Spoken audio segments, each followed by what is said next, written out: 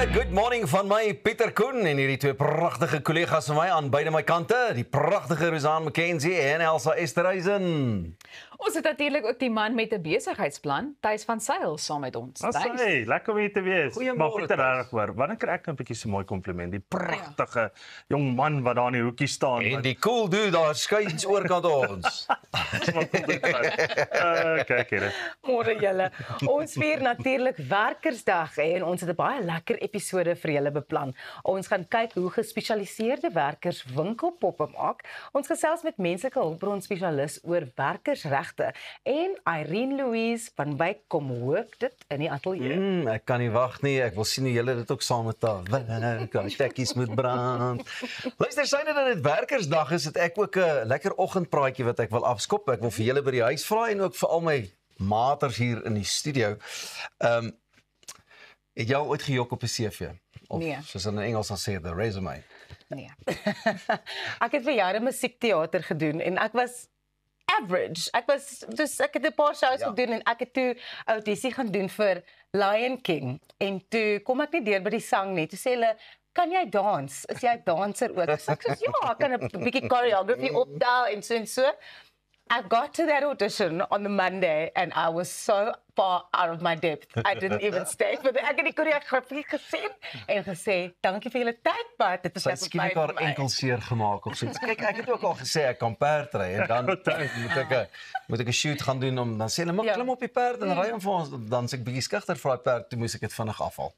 So ja, ek het, want lydens se berig wat ek raak gelees is die mees algemene leuns op CV's die verdraaiing van redes hoekom hulle vorige werke verlaat het, Ja. die vervalsing van werksdatums net om die gapings 'n bietjie te verdoesel, 'n oordrywing van vorige salarisse en verantwoordelikhede. Hulle maak dikwels hulle rolle belangriker as wat dit regtig was.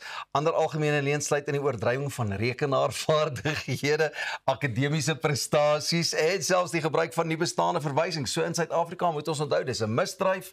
En jy weet, jy kan regtig tronkstraf kry tot 5 jaar tronkstraf. Sure. En ek het net gedink in die hedendaagse tyd, dis mos baie maklik om regtig 'n bietjie navorsing te doen en mense te bel. So jy kan so maklik uitgevang word. Maar ek weet nie, dalk is ons ook in 'n kultuur van wat sal ou wit lentjie tog nou? Ja, en ek dink ook om 'n bietjie nou van 'n downer te wees, mense is so desperaat vir haar. Thys, jy natuurlik in die besighede wat jy bedryf, hoe gemaak as iets nou so gebeur en gebeur dit gereeld?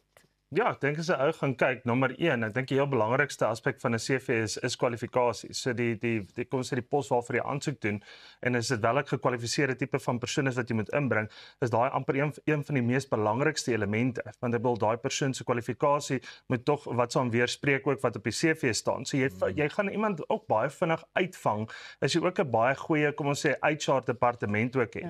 En die persoon wat daai onderhoud ook voer, gaan jy ook baie vinnig agterkom, jy weet of hierdie persoon bietjie gas hier of daar of oral, selfs baie kere.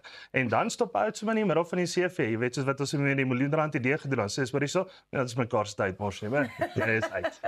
Maak jy jou laptop Jy is klaar.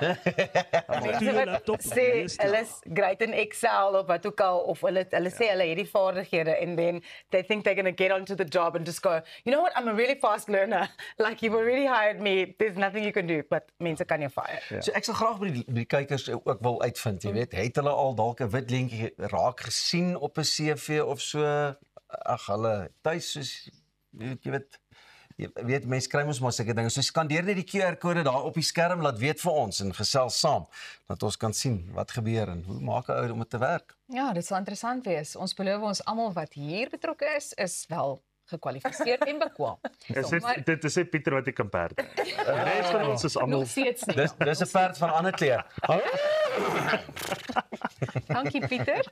Wel, hier is 'n storie oor iets wat glad nie werk nie. Nou Suid-Afrika se enigste bestuurslisensie kaartdrukmasjien is sedert Februarie 2025 buite werking, wat tot 'n groot agterstand in die uitreiking van lisensiekaarte gelei het. Nou die departement van vervoer het bevestig dat herstelwerk nog minstens 2 weke kan neem, wat hierdie onderbreking een van die langstes in onlangse jare maak. Die ou masjien wat sedert 1998 in gebruik is en reeds 159 keer gebreek het, moes al in 2009 vervang gewees het. En 'n tender vir nuwe masjiene van die Franse firma Idemia is egter gestaak weens onreëlmatighede. So ja, intussen word motoriste ook aangeraai om maar hierop te let. Ek weet daar is 'n sogenaamde genadeperiode van 3 maande ensovoorts. Ek weet nie van julle nie, hoe gereeld hou julle dop wanneer julle lisensiekaarte ook verval? Geen idee. I'm actually quite good with that kind of thing, like Ja. passport, license card, all that kind of thing. But this thing that keeps breaking, it's affecting so many people. Insluitend iemand wat ons baie goed Ja, nee, ken. baie goed. Ek weet tuis ry al 'n geruime tyd sonder 'n geldige Ek is nog in my grace period, wat my genade periode. Ja, wat soos hulle sê, ek ry nog op genade. Jy weet. Maar ek is definitief een van hierdie ouens wat gegaan het in Maart maand. Ja. Okay, so ek het my lisensie verloor. Okay, want ek het 'n klein toddler wat hou nogal van 'n kaartjie waarop sy pa se gesig is en hy is toe nou verlore. En maar toe op 'n ander dag het ek nou gaan om hom weer te gaan hernie en ek is dieselfde. So met ander woorde, ek is al 3-4 maande sonder lisensie en dan ek was al 1 of 2 keer al afgetrek. Ek was al 2 keer al weggewys van 'n boomgate af. Waar hulle ons sê ja, nou ID nou access, jy weet daai tipe van effek, maar dan is dit nie my skuld nie, voel ek ook. Jy verstaan, want ek bedoel as dit my skuld is ek slaap en ek gaan hernie hom nie of wat ook al die geval mag wees. Maar as ek die regte ding doen, nou hoe moet ek nou maak? Jy weet as ek nou by 'n boomgate kom byvoorbeeld of nou 'n speedkop, maar baie keer dan sê die ou vir my ja, but where is your license? En dan vra ek van, but are you a traffic officer? Jy weet, maar ja, dit is 'n lekker gesprek om eers te begin nie. Ek sien net altyd die humor daarin ook. As ek my lisensie uithaal of iets, dan sê ek ook maar vir die ouetjies wat moet skandeer en goed, dan sê ek, "Hey, papa, but you must remember this one is Marabastad special." Ja, want dit is natuurlik dan ook iets wat wel gebeur is. Mense vervals hulle lisensies en daar is maniere om hulle te koop en daai tipe goed. So ek weet nie wat ons gaan doen nie. Ek dink wat interessant is hulle wil dalk, sommige mense is van mening dat daar weggedoen moet word met vervaldatums en ek weet nie hoe julle daaroor voel nie, want baie mense is van mening dat 'n mens nie noodwendig weer deur 'n spesifieke toets gaan of so nie, maar dat jy dit wel net gaan hernie. Ja. So hoe voel julle daaroor? Ek dink die groot ding met die vervaldatums is hulle wil seker maak jou oë gaan nie agteruit nie. So daar's wel 'n rede vir dit. Dis dan nou die belangrike ding om seker te maak jy kan nog bestuur sonder 'n bril of sonder kontaklense.